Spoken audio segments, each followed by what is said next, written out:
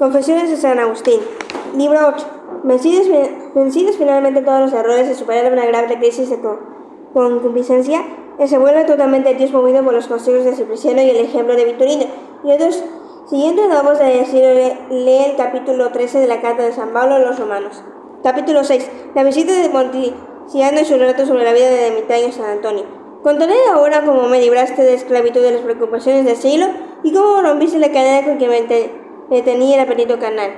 Todo te lo confesaré, Dios mío, mi redentor y mi auxilio. Ibas viviendo mi vida con una creciente ansiedad, y en medio de ella suspiraba por ti. Frecuentaba tu iglesia en la medida en que me lo permitían aquellas solicitudes cuyo peso me oprimía. Alipio estaba conmigo, desligado por entonces de sus actividades jurídicas, después de su tercera asesoría, en espera de que alguien a quien vender sus consejos como yo vendía la pericia en el decir si es que en esta se puede realmente enseñar.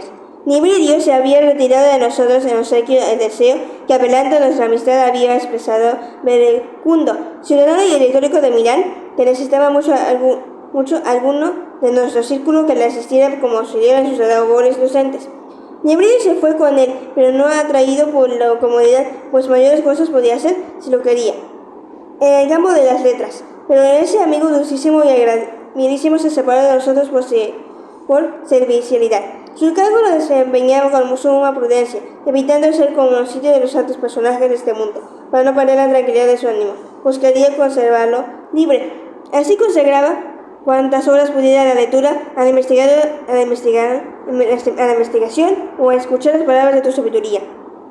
Y un día sucedió que, estando Nibridio ausente por no recuerdo cuál motivo, vino a visitarnos a Limpio, y a mí un cierto Porticiano, paisano nuestro de África, que desempeñaba un alto cargo en la corte, que allí perdiendo su favor, no recuerdo cuál. Nos sentamos pues a conversar. En un momento dado sus ojos se fijaron sobre la mesa de juegos, en la cual estaba por pura casualidad un libro.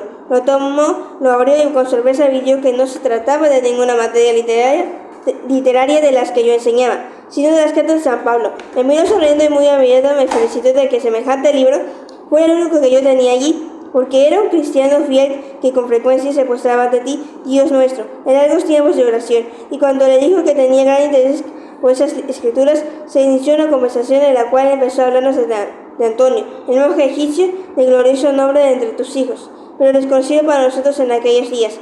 Cuando se dio cuenta de nuestra ignorancia, se extendió más en la narración, mirando de que pudiéramos desconocer a tan conocido personaje. Quedamos atónitos de oír estos hechos de memoria reciente, casi de nuestro tiempo, maravillados viendo documentadas que se dan en la recta fe de tu iglesia católica, y estábamos a mirar los tres, Alipio y yo, de que sucedieran cosas tan grandes, y él de que nosotros no las conociéramos. Enseguida pasó a hablar de los muchos monasterios tan poblados de los monjes por la fragancia de ti que hay en sus costumbres y la fertilidad de la vida solitaria en esos desiertos. Pues supimos algo de lo que estábamos completamente ayunos, que en Milán, extramuros de la ciudad, existía un monasterio sostenido por Ambrosio y habitado por santos monjes. Y entre tantas cosas, otras cosas nos contó que en cierta ocasión, no recordaba cuándo, pero ciertamente en Trevis, en compañía de tres amigos, mientras el emperador asistía a los espectáculos vespertinos del circo, habían salido a pasear por unos huertos continuos a los muros de la ciudad. Sucedió que al caminar se fueron separando, Monticiano con uno de los amigos y los otros dos por otra parte, y caminando en donde los llevaba los pies, fueron a dar una casita en donde moraban algunos buenos servidores tuyos, de esos pobres de espíritu y de quienes es el reino de los cielos. Mateo 5, versículo 3. Y fue allí donde encontraron un códice en el que se relataba la vida de Antonio. Uno de ellos comenzó a leer, y conforme leía se miraba y se encandecía, hasta el punto de que durante la lectura comenzó a meditar el proyecto de abrazar una vida semejante para dejar la milicia de las cosas del siglo y servirte a ti. Era él uno de aquellos empleados que se llamaban agentes del emperador, y lleno de una súbita oleada de amor a ti y de pudor religioso, miró a su amigo y le preguntó: dime, por favor, ¿a dónde pretendemos llegar con todos nuestros trabajos? ¿Podemos aspirar algo más en el palacio que a ser amigos del emperador? ¿Y por cuántos peligros deberíamos conseguir esa condición, en la cual has hecho peligros más grandes todavía. ¿Y cuánto tiempo va a durar todo esto? En cambio, en este mismo momento puedo ser amigo de Dios si así lo quiero. Eso dijo, y como turbado por el engendramiento de una vida nueva, volvió los ojos a las páginas y al oír leyendo se inmutaba por dentro, en donde solo tú penetras. Su mente se desnudaba del mundo, como luego se vio.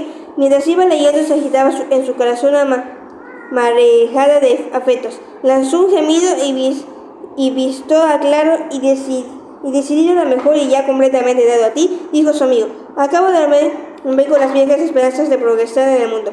Quiero servir a Dios, y en este mismo momento y en este lugar me doy a ello. Y tú, si no quieres invitarme, por lo menos no me lo estorbes.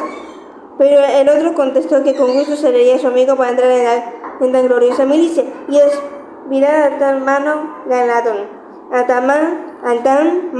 galardón. Y así, tú y yo, los dos, lo dejaron todo por seguirte y comenzaron a edificar contando con esperanzas adecuadas. Mientras tanto, Poticiano y el amigo que con él vagaba por la otra parte del huerto se pusieron a buscarlos y finalmente los hallaron en aquel lugar. Les advirtieron que convenía regresar, pues el día estaba cayendo. Por ello les hablaron de su nuevo propósito, de su nueva decisión, del modo como había nacido en ellos aquella nueva voluntad, y le rogaron que no les llevaran al mal si no regresaban con ellos. Poticiano y su amigo continuaron en su género de vida, pero lloraron de compasión sobre sí mismos. Los felicitaron de su determinación y se encomendaron a sus plegarias, y con el corazón puesto en la tierra se volvieron a palacio. Aquellos, en cambio, con el corazón puesto en el cielo, se quedaron en aquella casa. Sucedió que ambos estaban desposados, y cuando las dos novias se enteraron de aquel propósito, también ellas le consagraron su virginidad. Este fue el relato de Poticiano.